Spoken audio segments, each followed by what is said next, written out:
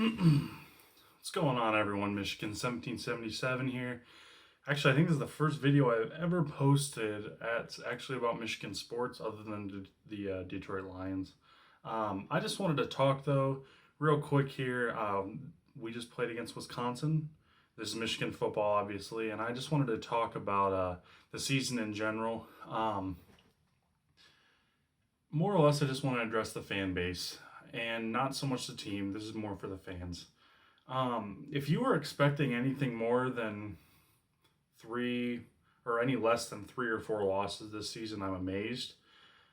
I understand that you want this team to be as good as they are, or you want them to be better. You want them to be on an Alabama level, and you want them to be consistent. The thing is, we don't have that consistency yet due to coaching time. And the fact that Jim Harbaugh has only been with this team for 3 years. I need you all to think for a minute here. Alabama has consistency because not Mark D'Antonio. I'm going to bring up Michigan State later. Nick Saban has been with Alabama for 10, 11 years? What you can do in that time period is you can get a consistent amount of recruits coming in, a consistent amount of freshmen, sophomores, juniors, and seniors. These seniors will coach the freshmen, sophomores, and juniors. Next series moves up, and you keep having this cycle, your recruiting cycle, basically. And your recruits will turn over. The seniors will graduate. You'll have your next group of seniors. Your juniors will move up.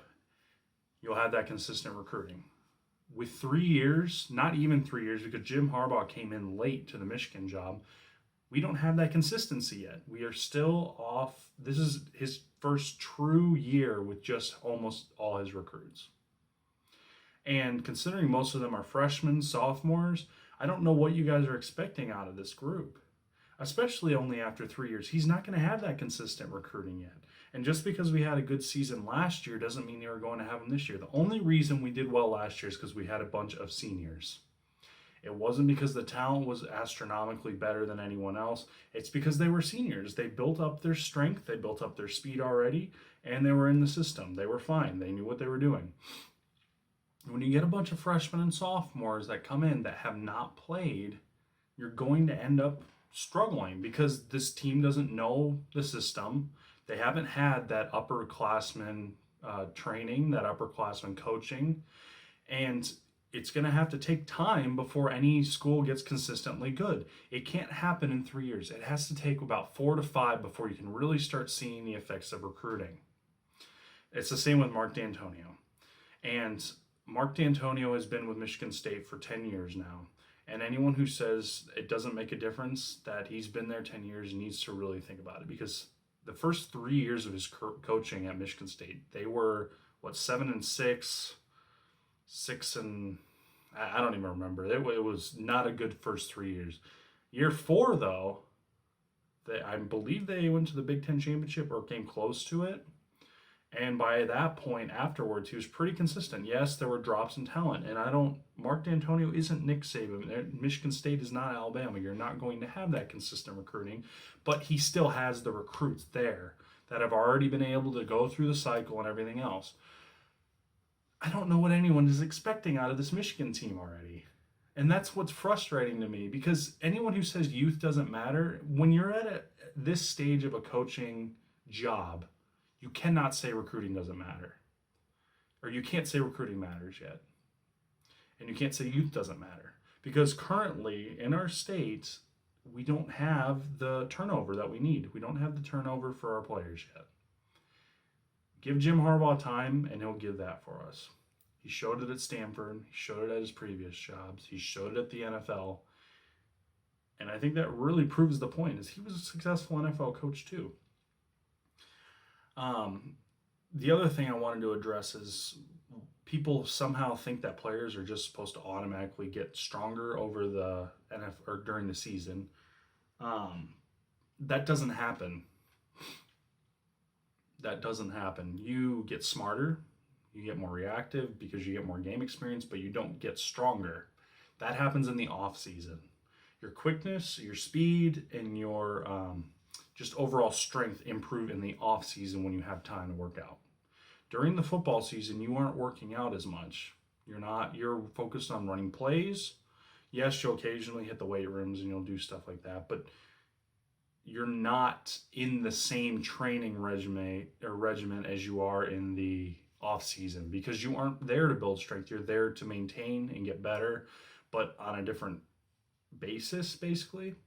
When you are in the off season, it's the same with college basketball, and you can look at that. Looking at a big man or a team in general who had a bunch of freshmen, and then by the time they go to their sophomore year, you just hear them clamoring on about, oh, this person gained 30 pounds of muscle, this person gained 25 pounds of muscle over the offseason. That's because they changed their lifting regimen. And that's the same with football too. You change it during the offseason to get stronger, faster, and better, basically. So if anyone is expecting these guys to get better throughout the season, our receivers to automatically just improve and get faster in 8 games, it's not going to happen. You're going to have to wait till the offseason before they can hit the gym, really work on their strength, really work on their speed and everything else. So if you guys were expecting anything more than 3 or 4 losses, or anything less than 3 or 4 losses, I'm sorry. That you really should have rethought about that. And I don't care if you don't believe youth is not an excuse. It is an excuse. And especially when we're in this stage of the recruiting cycle, because it's too early.